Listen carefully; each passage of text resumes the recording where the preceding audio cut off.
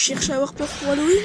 Tu es sur la bonne vidéo. Aujourd'hui, on va voir des trucs terrifiants dans les jeux vidéo. Avec l'invité du jour, Komaniu, et avec Reason, le plus grand tryharder jeux vidéo de France. Avant que la vidéo commence, n'oublie pas de t'abonner pour passer dans la liste des derniers abonnés, de liker la vidéo et de rejoindre le serveur Discord parce qu'il y a un rôle élite disponible jusqu'aux 100 membres. Et bon visionnage! Terreur est un événement terrifiant de Yokai Watch dans lequel nous sommes bloqués dans une dimension avec un Oni qui nous chasse et ses sbires qui nous recherchent. Je prépare une vidéo dessus qui devrait sortir dans pas longtemps, alors active la cloche des notifications pour ne pas louper la sortie de cette vidéo.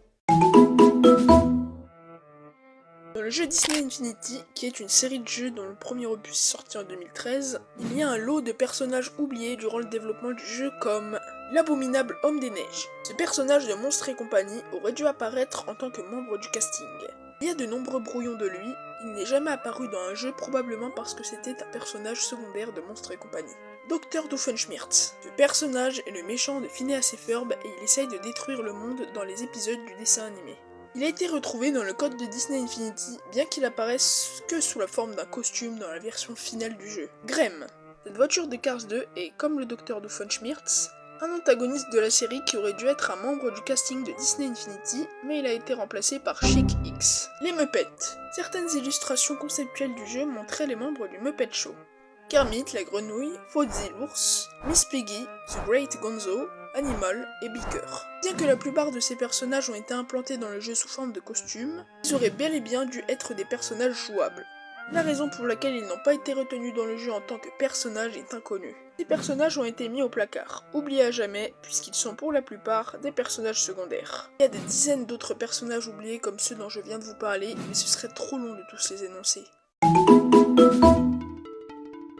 Dans le monde 4K de Super Mario 3D Land, les joueurs affirment avoir aperçu un fantôme qui a une silhouette pâle, sans visage et une tête ovale qui flotte et qui disparaît dès qu'on s'en approche trop. Ce n'est pas une illusion, l'ombre est bel et bien réelle dans le jeu, mais tellement bien dissimulée et très facile à rater. Ce qui a rendu l'histoire flippante, c'est que Nintendo n'a jamais donné de réelle explication sur qu'est-ce que c'est que cette silhouette, qu'est-ce qu'elle fait là, a-t-elle un lien avec l'histoire du jeu, et ce n'est pas un bug. La forme est tellement trop précise et humaine, ça ne colle pas du tout. Et comme d'habitude, les théories sont vite arrivées, comme ça serait le fantôme d'un développeur mort avant la sortie du jeu. Ça serait un test des développeurs qui ont oublié de supprimer une référence à une vieille légende japonaise, mais les data miners ont trouvé des fichiers de modèles attribués à cette ombre dans les fichiers du jeu. Le nom du fichier est obj-shadowman.arc. Elle n'a aucune animation, aucun script.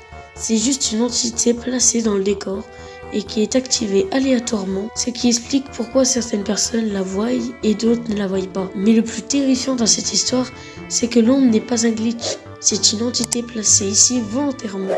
Personne ne sait pourquoi elle est là. Certaines pensent qu'il s'agit d'un message caché des développeurs. D'autres croient que c'est une âme numérique qui hante le jeu parce que c'est pas toi qui regarde le fantôme, c'est lui qui te regarde. Dans la ville de l'avant-ville, à première vue paisible, mais très redoutée des joueurs avec sa musique culte qui aurait apparemment rendu des gens fous, qui se joue actuellement en fond de la vidéo et son ambiance inconfortable. Cette ville n'est pas comme les autres. Les habitants parlent de fantômes, la palette de couleurs est terne et l'ambiance de la ville est beaucoup moins joyeuse que celle des autres villes. En entrant dans la tour Pokémon de la ville, tu croises des médiums possédés avec des voix étranges qui disent Ghost be gone. Si tu montes les étages sans l'objet Silphscope, le jeu affiche une entité mystérieuse. Ghost appeared. Ghost appeared. Je sais pas comment ça se prononce.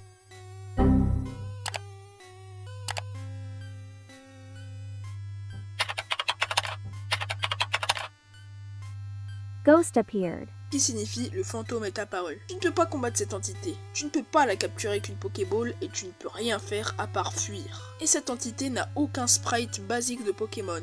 C'est juste un spectre blanc qui flotte avec un visage figé. Une fois que tu obtiens l'objet, Silphscope, le fantôme s'avère être l'esprit d'un ossature tué par la Team Rocket. Pour rappel, Pokémon Rouge et Bleu est un jeu pour enfants avec une histoire aussi sombre.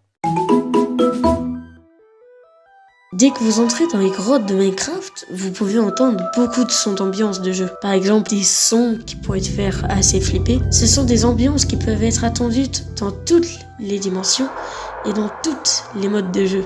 en multijoueur, sur des serveurs, c'est qui renforce vraiment l'ambiance du jeu. Imaginez que vous êtes seul dans votre survie Minecraft, la nuit, vous minez tranquillement dans votre survie du coup, et vous entendez des bruits flippants. Ça fait peur, et c'est ce qui améliore vraiment l'ambiance du jeu. Le manoir de Big Boo est le 5e niveau de Super Mario 64. C'est le lieu de résidence des Boo et des Big Boo, le boss du niveau. Ce niveau est rempli d'horreur en passant par la musique qui se joue actuellement au fond, un œil qui fuit notre regard et qui peut être tué si on lui tourne autour assez rapidement, un pont qui s'écroule sous notre passage, le mythique piano qui essaye de nous dévorer. Et le plus terrifiant, un bug découvert durant un speedrun où on va tellement vite dans le niveau que l'on entend un bruit de Boo qui a une voix grave. Je vous laisse écouter.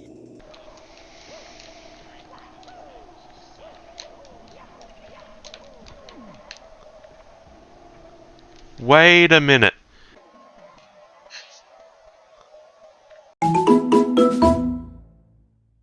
Luigi's Mansion est un jeu où on chasse les fantômes d'un manoir. Et dans une certaine pièce du manoir, la salle des lumières, un éclair frappe la fenêtre.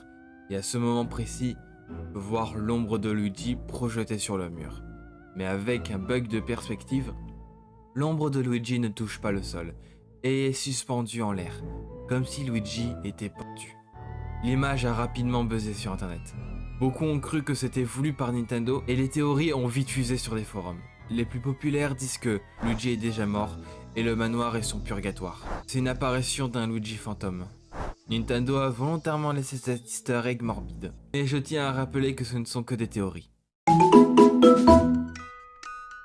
Cette histoire mérite une vidéo entière tellement elle est longue, mais on va globalement la raconter. William Afton était le cofondateur d'une pizzeria appelée Freddy Fazbear, avec son partenaire Henry Emily. Il construisait des animatroniques pour divertir les enfants, mais derrière son sourire, Afton cachait un lourd secret. Et ce n'est pas seulement un ingénieur, c'est aussi un tueur en série. Il attira les enfants dans les coulisses, les tuait et les cacha dans des animatroniques. C'est comme ça qu'ils sont nés, par exemple Freddy, Bonnie, Chica, Foxy et plein d'autres comme ça. Et pendant des années. Il continue de tuer et de fermer et de réouvrir des restaurants sous différents noms, en échappant toujours à la justice. Mais un soir, William Afton retournait dans une pizzeria abandonnée, les fantômes des enfants apparaissaient. Pris de panique, William Afton se réfugie dans le costume d'un animatronique appelé Sprint Bonnie. Mais le mécanisme interne du costume s'active accidentellement et Afton se retrouvait broyé à l'intérieur. Son cœur meurt, mais son esprit reste bloqué à tout jamais dans cette machine, devenant ainsi Springtrap. Une créature mi-homme, mi-machine, pourrie de l'intérieur mais toujours vivant. Et même sous cette forme, il continue de hanter les lieux, son corps pourri dans sa combinaison. Mais sa conscience est toujours intacte. Et le pire dans tout ça, c'est qu'il ne peut pas mourir. Et ça, il le sait. Plus tard dans la saga, le bâtiment où se trouve Springtrap a pris feu. Et les âmes des enfants ont été libérées. Mais William Afton ne disparaît pas complètement. Son esprit se lie à un virus numérique, Glitchtrap. Aujourd'hui, William Afton est aperçu comme le méchant principal de FNAF qui continue à revenir encore et encore. Beaucoup de fans disent que Zelda Majora's Mask est le jeu le plus effrayant de la licence Zelda. Mais la creepypasta que je vais vous raconter est considérée comme une des plus célèbres et horrifiques de toute la série. Un étudiant raconte sur le forum 4chan qu'il vient d'obtenir une vieille cartouche de Zelda Majora's Mask pour la Nintendo 64. Il l'aurait obtenue gratuitement auprès d'un vieil homme qu'il voulait s'en débarrasser, dans une étrange brocante. La cartouche n'a aucune étiquette, juste Majora, écrit au feutre noir. Quand il insère la cartouche dans sa Nintendo 64, il découvre qu'une sauvegarde qui se nomme Ben est déjà présente. Par curiosité, il ne la supprime pas, et en commence une autre. Mais très vite, des glitches anormaux apparaissent. Les personnages commencent à avoir des comportements étranges, comme si le joueur n'était pas censé être là. Les musiques du jeu sont inversées et étirées, donnant une ambiance inconfortable. Et le joueur se retrouve téléporté à des endroits aléatoires, comme s'il n'avait plus le contrôle. Une statue figée de Link commence à le suivre, silencieusement, apparaissant derrière lui quand il se retourne, et après tout ça, un message inhabituel s'affiche sur l'écran. Il n'aurait jamais dû faire ça. Et de nouveaux événements anormaux arrivent. le joueur meurt de façon impossible. Les PNJ se mettent à rire nerveusement ou à pleurer sans raison. Et son personnage est remplacé par une version possédée de Link, avec un sourire figé et les yeux noirs et vides.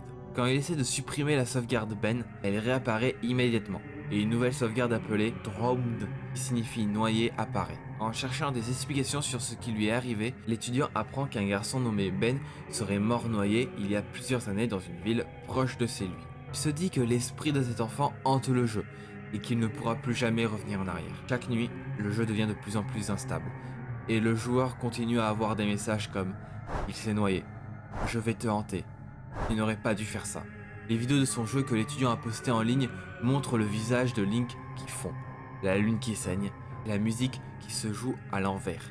Mais le pire, c'est que l'esprit de Ben ne se limite pas à la cartouche.